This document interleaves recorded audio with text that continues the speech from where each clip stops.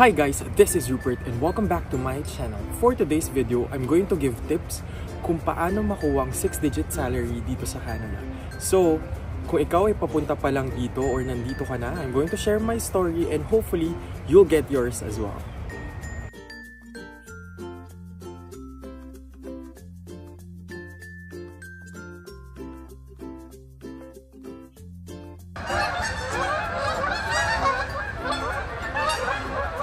So, ito yung snow kagabi. Pero nag-stop na yung snow. Kagabi lang siya.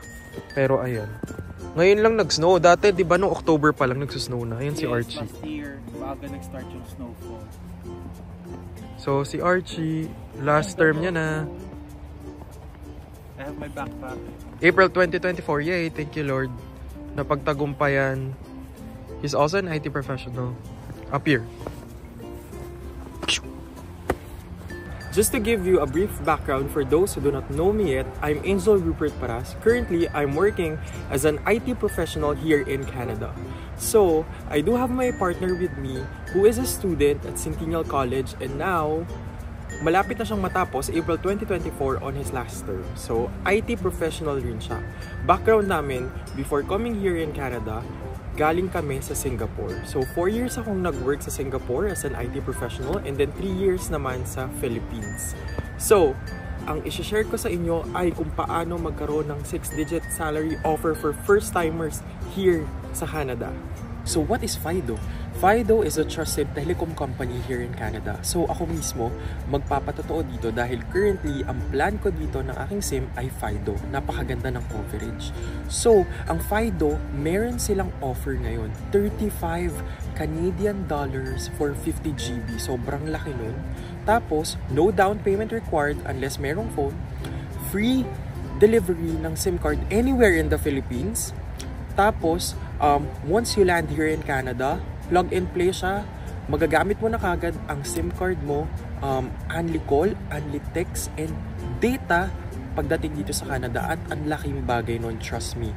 So, ako nung story ko, Fido din yung kinuha ko, same na same, kaya very much strong ang relationship ko with them because they helped me throughout my Canada journey until now. So, nakuha ko yung SIM card ko sa VFS Makati. So, yun yung ginamit ko and then nag-sign up ako.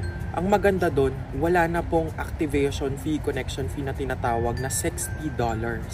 So, dahil doon, ang laking advantage nun, ang laking mura, ang laking discount, and pagdating ko dito sa Canada, meron na kagad akong data. Kasi, kailangan yun. For instance, if you're looking for a job, syempre maganda na meron ka ng Canadian number agad-agad sa resume mo. Nag-start yung journey namin dito September 2022 nung pumunta kami dito sa Canada. Ngayon, 2023 na ng December and meron na kaming ongoing PR application. So we are just waiting for the approval of our permanent residency. So malaking bagay yun and mabilis siya for those who are coming as student and open work permit pathway holders kasi na-reach namin agad yung enough score. And sana matulungan namin kayo to get the same goal on our next videos. So, ang main topic natin ngayon ay kung paano nga magkaroon ng 6-digit salary offer. So, these are based sa aking story nung pumunta ako dito sa Canada.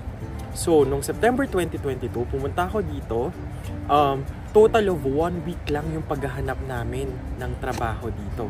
So, ako, as an IT professional, ayoko namang mag-work sa ibang industry as much as possible. So, I just really want to focus myself sa pagiging IT kasi yun yung alam ko. And luckily, ang ginawa ko, prior pa lang ng pagpunta rito, I did research. So, research paano? Kailangan alam mo kung saan ka pupunta rito sa Canada, anong province, ano yung cost of living. And then, you will gauge yourself kung magkano yung job offer na dapat hingin mo sa mga employers mo. And syempre, based rin sa experience at skill set mo. Sabi ko nga, nag-work na ako dati sa Singapore as a storage and backup administrator and Philippines din, same all throughout yung experience ko. So, malaking bagay yun kasi alam ko na dito sa Canada, kailangan kong i-research kung meron bang openings for such profession. So luckily, bago pumunta rito, ginamit ko na po yung LinkedIn, Glassdoor, Indeed. So itong mga tatlong platform na to ay yung ginamit ko para i-search kung meron bang storage and backup administrator dito sa Canada. Specifically sa Toronto kasi nandito kami ngayon. And surprisingly, marami. So, nakahinga ako ng maluwag dahil alam ko na may opportunity para sa akin dito sa Toronto for the same profession na ginagawa ko before sa Singapore. After ko mag-research na meron palang job opportunity for me here in Toronto, alam ko na yung cost of living, meron na ako sa idea sa utak ko kung magkano yung job offer na gusto ko. Siyempre, coming here as an open work permit holder, and yung partner ko is student, IT professional rin siya dati sa Singapore, I don't want him to work. Kasi as much as possible, I want him to focus sa pag-aaral niya. So, syempre, kailangan ko ma-provide yung needs namin. So, yun, nag-add up pa yun. Nag-calculate na ako kung magkano yung gusto kong salary. Syempre, may mga binabayaran din ako sa Pilipinas, like yung bahay namin. And syempre, nagpapadala rin ako sa parents ko. So, as much as possible, meron akong calculation kung ano yung gusto kong sahod. So, yun talaga yung main drive ko in looking for one. So, nung pagpunta dito sa Canada, like after 2 days ng paglapag namin, September 12, pumunta ako ng US, Las Vegas, kasi pinuntahan ko yung ate ko doon for an important celebration sa buhay niya. And after 3 days, bumalik na ako dito ulit sa Toronto. So, parang jet setter lang. And, doon na talaga ako nag-focus sa paghahanap ng trabaho. So, nabanggit ko nga, LinkedIn, Glassdoor, and Indeed. Yan 3 lang po ang gagamitin nyo sa paghahanap ng trabaho as much as possible sa ginawa ko sa akin. So, every morning, parang 8 to 5, nagpapasa ako ng more than hundreds of resume for different employers. Specifically, pag IT profession, talagang pinapatulan ko. Talagang pinapasa ko yung resume ko.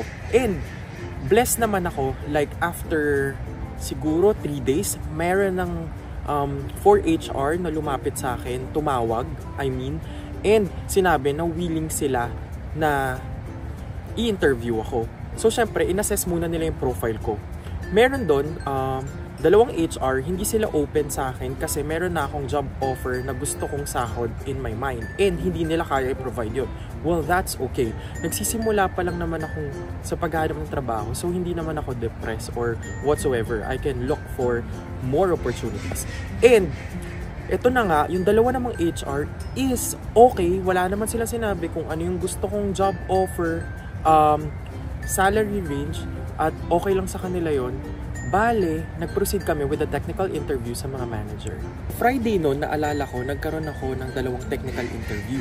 So, una muna, IT profession pa rin siya. Same ng ginagawa ko sa Singapore, pero it's for a law firm. Yung second naman, it's for an IT service company din na parang ginagawa ko rin sa Singapore. So, I'm very blessed na alam ko magiging confident ako sa interview. So, una, in-interview na ako ng manager dito sa law firm. Pero IT profession ako. So, naging smooth yung interview. Ang ganda ng vibe. Mabait yung manager. Tapos, talagang at least ako, masaya na ako. Tsaka talagang sinabi niya sa akin na ako na yung kukunin. Kaya parang na-happy na ako na parang wow, 1 week pa lang or less na paghahanap ng trabaho, meron na akong sure na work dito sa Canada. So, I'm really happy about that. And then, eto na nga ang nangyari.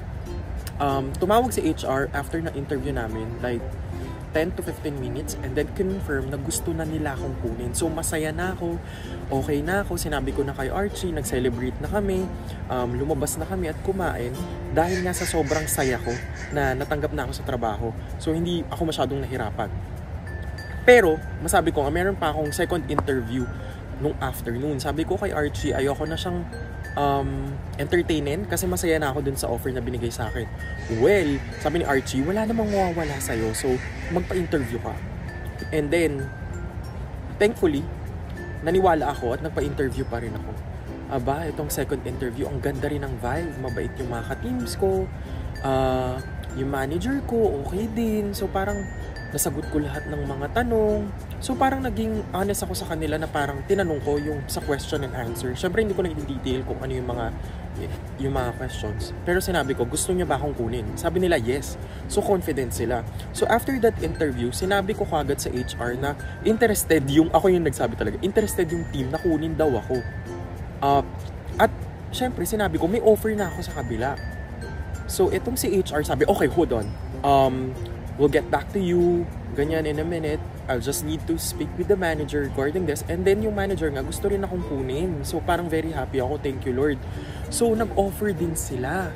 tinaasan nila yung offer. Siyempre, tinanong nila kung magkano yung offer ko sa first company. Tinaasan nila yung offer ng first company. So, bumalik ako sa first company ko at sinabi ko na meron akong offer. So, sila, tinaasan nitong law firm, yung first company, yung offer nila, tumaas. So, sinabi ko na naman dito sa second company, tinaasan nila at dinagdagan nila yung offer ko. So, ang nangyari, nung sinabi ko dito sa kabila, syempre hindi nila kayang taasan kasi nagtaas na sila. So, nagsettle na ako dito sa second company ko. So, ang moral lesson ng story, wag mong i-close yung door mo until hindi mo pa nasa-sign yung contract. So, nangyari na to sa akin sa Singapore, kaya parang alam ko na yung dapat kong gawin. So, syempre ikaw, need mong i-maneuver yung ways kung paano maghagil in terms of your salary offer. So, I was blessed na, syempre, same ng trabaho ko sa Singapore, yung trabaho ko ngayon dito, and then nakuha ko yung inaasam ko na salary. So, ang babalik ko lang, tandaan nyo po, LinkedIn, Indeed, Glassdoor, yan lang po yung mga ginamit ko. Sa pagpasa ng resume nyo sa mga platform na nabanggit ko, like LinkedIn, syempre, need nyo ng resume. And, yung Canadian resume, ibang-iba siya sa resume natin sa Pinas. So, you need to research what is Canadian resume.